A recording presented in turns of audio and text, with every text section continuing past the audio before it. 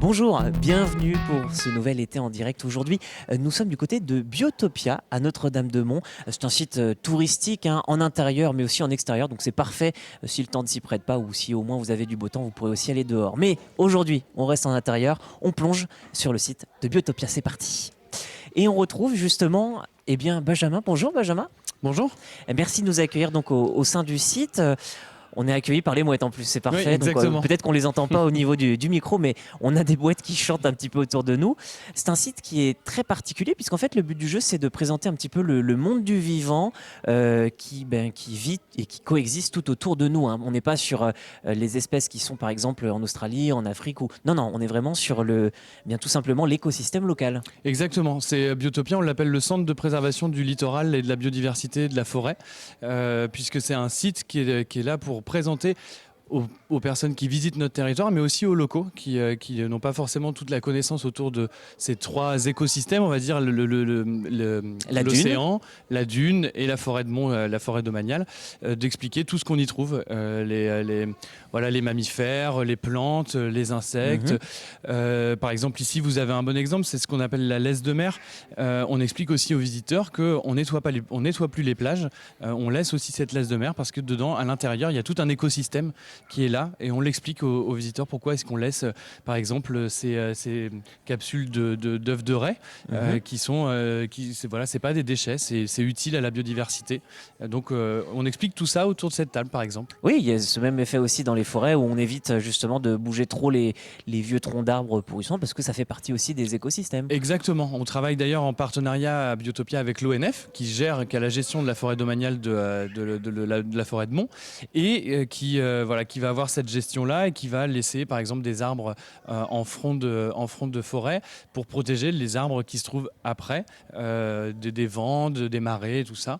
Donc on l'explique aussi aux visiteurs, on l'explique sur la forêt, on l'explique pourquoi est-ce que sur la dune on met du fil lisse par exemple, qu'on demande aux gens de ne pas promener les chiens sans laisse parce que derrière il y a de la reproduction d'oiseaux, il y a tout un écosystème qu'il faut préserver. Et j'ai perdu le nom, mais c'est un oiseau à collier interrompu de mémoire qui se reproduit. Le bécasso sanderling aussi qu'on trouve ici. Effectivement. D'ailleurs, des oiseaux, on en voit encore derrière nous, puisque l'écosystème du coin est local. Mais il y a forcément le tadorne de Bellon, mais il y en a d'autres aussi, des oiseaux, des espèces qui gravitent autour de nous.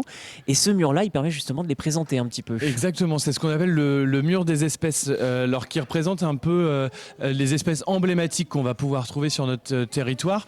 Alors, les espèces en vert qu'on trouve plutôt sur la forêt, en jaune plutôt sur la dune et puis en bleu sur le littoral et dans l'océan puisqu'on trouve le grand dauphin commun qui est souvent l'espèce préférée des enfants sur le territoire. Oh, je me demande pourquoi. Exactement. On va pouvoir continuer donc notre visite un petit peu. Ici, on n'y pénétrera pas parce que c'est un petit peu trop étriqué pour la caméra. Désolé, il faudra venir pour voir ça.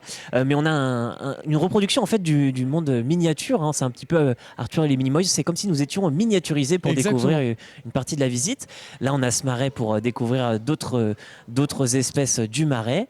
Et vous vouliez peut-être dire quelque chose à ce sujet. Là, en fait, on montre ce qu'est une des mares de la forêt, ce qui nous permet aussi d'expliquer pourquoi est-ce que les mares sont très importantes sur la forêt et sur la dune, parce qu'en fait, on y trouve tout pareil, tout un écosystème, une biodiversité incroyable qui va servir à son échelle à faire fonctionner toute la biodiversité de la forêt et de la dune. Et grâce à ces tablettes, en fait, on a réussi à trouver ce qu'il y a à l'intérieur de la mare. C'est une mare interactive. Ça va nous montrer que on peut trouver au bord de cette mare des renards, des grenouilles vertes, des pélobates, des sortes de crapauds qu'on trouve aussi beaucoup ici. Et grâce à ces mares, puisqu'on n'en trouvait plus avant la construction de ces mares, et grâce à la construction de ces mares, on a toute une population de pélobates qui s'est reproduite sur le territoire. Alors, on va pénétrer un petit peu maintenant dans cette partie un petit peu forêt, puisqu'il y a une héronière à découvrir là-dedans. Et ça permet aussi d'évoquer autre chose, c'est le travail d'un comité scientifique, parce qu'on parlait de ces mares, il a fallu les réimplanter. Quel est ce travail ? Comment vous évoluez avec ce comité scientifique ? Alors en fait, pour vous expliquer un peu la genèse du projet, le Biotopia c'est la suite logique de la Maison de la Dune et de la Forêt qui existait auparavant. Et il y a eu un comité scientifique qui s'est réuni, une quarantaine de scientifiques, pour rédiger tout le projet d'établissement de Biotopia. Et encore aujourd'hui, on travaille avec ces scientifiques pour l'évolution des données scientifiques qui sont proposées ici. Parce que c'est un site de visite, certes, mais c'est aussi un lieu. Il y a le siège social de l'Observatoire du littoral. C'est un lieu de recherche et de réflexion. C'est un lieu où on va travailler même avec des scolaires, puisqu'on a une grande mission de transmission auprès des scolaires dans le cadre de notre contrat local d'éducation artistique. Voilà, donc on travaille tous les jours au quotidien avec cette quarantaine de scientifiques pour continuer à faire évoluer les données qui sont proposées et qui sont indiquées sur le site. Eh bien, on va continuer cette visite. Je vous laisse passer en premier. Oui. On va repartir vers notre droite pour continuer de bien découvrir ce site, parce qu'on le voit, il y a beaucoup de choses. Donc là, il y a de très belles fresques aussi pour découvrir d'autres espèces. Bon, le lapin de Garenne, on le retrouve ici, on l'a vu de l'autre côté. Ça aussi, c'est une espèce qui doit être choyée par les enfants. Oui. Qu'est-ce qu'il y a d'autre à savoir sur le site? Parce qu'on le disait, la genèse du projet, c'était de prendre la suite de cette maison. En 2015, vous vous installez. Oui. Depuis, qu'est-ce qui a évolué dans votre approche, dans votre métier? Est-ce qu'on est resté sur la même envie de faire partager ce territoire? Alors, surtout l'envie de faire partager le territoire, de faire partager ses connaissances, aussi bien, comme je disais, aux locaux et aussi aux personnes qui viennent visiter notre territoire. Il y a une partie, je vous ai dit, biodiversité. Il y a aussi une partie évolution du trait de côte, évolution de la dune, l'érosion ou l'accumulation, parce qu'il y a des parties où on n'est pas en érosion, mais en accumulation. Bien sûr. Et puis, toutes ces données aussi, on les propose en animation.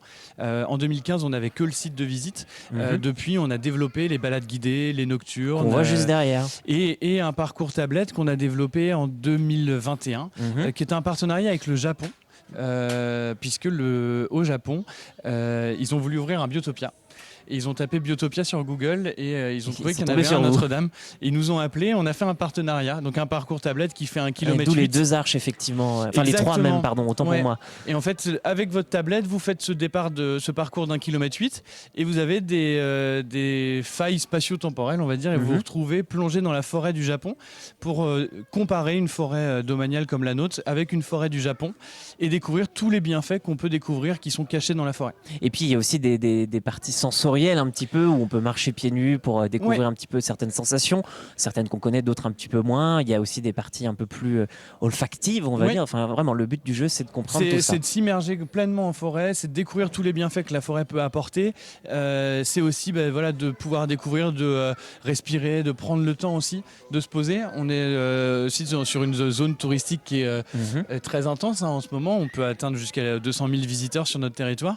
Mais là, c'est une vraie pause pour les visiteurs. Et ça fonctionne très très bien puisque on est complet sur les tablettes quasi tous les jours en ce moment. Eh bien, merci beaucoup en tout cas, Benjamin, de nous avoir présenté tout ça.